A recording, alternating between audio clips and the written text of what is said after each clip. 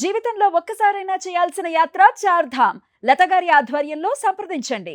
నమస్తే, నేను మీ హరిత. పశ్చిమాసియాలో జరుగుతున్న యుద్ధం మనకు వేల కిలోమీటర్ల దూరంలో ఉండొచ్చు. కానీ దాని సెగ మాత్రం మన దేశ ఆర్థిక వ్యవస్థకి, నిర్మాణ రంగానికి గట్టిగానే తగులుతుంది. హార్ముజ్ జలసంధి వద్ద ఏర్పడిన ఉద్రిక్తతల వల్ల దేశంలో భారీ గ్యాస్ కొరత ఏర్పడింది. దీని ప్రభావం ముందుగా సామాన్యుల ఇళ్లలోని వంటగదులపై పడింది. డొమెస్టిక్ ఎల్పీజీ సరఫరాలో అంతరాయం ఏర్పడుతుంది.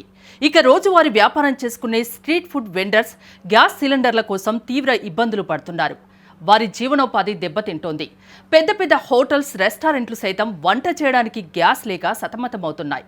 మరోవైపు ఎఫ్ఎంసీజీ ఫ్యాక్టరీలలో కూడా ఉత్పత్తి నెమ్మదించింది. ఈ గ్యాస్ కొరత పారిశ్రామిక రంగాన్ని కోలుకోలేని దెబ్బ కొడుతోంది.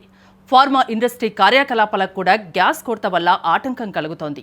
ముఖ్యంగా భారతదేశపు టైల్స్ రాజధాని అయిన గుజరాత్లోని మోర్బీ ప్రాంతం తీవ్రంగా ప్రభావితమైంది.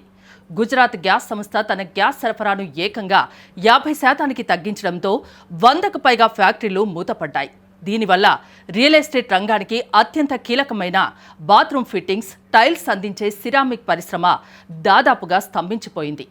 నిర్మాణ రంగానికి అవసరమైన ప్రధాన ముడి సరుకుల ధరలు ఇప్పుడు ఆకాశాన్ని తాకుతున్నాయి. స్టీల్ ప్లాంట్లు గ్యాస్పై ఆధారపడి పనిచేస్తాయి కాబట్టి వాటి ఉత్పత్తి తగ్గి స్టీల్ ధరలు భారీగా పెరిగిపోతున్నాయి.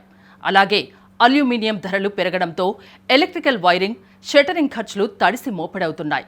రియల్ ఎస్టేట్ ప్రాజెక్టులలో టైల్స్, సిమెంట్ సరఫరా లేకపోవడం, కాంక్రీట్ ఫ్లోరింగ్ పనులకి తీవ్ర ఆటంకం కలుగుతుండడంతో ప్రాజెక్టులన్నీ ఆలస్యమవుతున్నాయి. ఫినిషింగ్ స్టేజ్లో ఉన్న అపార్ట్మెంట్లు, కమర్షియల్ ప్రాజెక్టుల డెలివరీలో లేట్ అవుతున్నాయి. కొత్తగా ప్రారంభించిన ప్రాజెక్టులు సైతం ఈ మెటీరియల్స్ కొరత వల్ల చాలా స్లోగా సాగుతున్నాయి. అయితే దౌత్యపరమైన చర్చల ఫలితంగా 2 ఎల్పీజీ ట్యాంకర్లు హార్ముజ్ జలసంధి గుండా ప్రయాణించి 92,000 టన్నుల గ్యాస్ను తీసుకురావడం మన దేశానికి కాస్త ఊరటనిచ్చే అంశమే అయినా ఈ గ్యాస్ సంక్షోభం తాలూకు ప్రభావం రాబోయే కొన్నేళ్ల పాటు మనపై ఉంటుందని ఎక్స్పర్ట్స్ హెచ్చరిస్తున్నారు. కన్స్ట్రక్షన్ కాస్ట్, ప్రైజెస్ పెరుగుతాయి. అలాగే ప్రాజెక్టుల పూర్తికి పట్టే టైం కూడా పెరుగుతుంది. కాబట్టి ఈ సిచ్యువేషన్లో బయ్యర్లు, బిల్డర్స్, సామాన్యులు అందరూ కూడా మానసికంగా సిద్ధంగా ఉండాలి. కొంత సంయమనం పాటించాలి.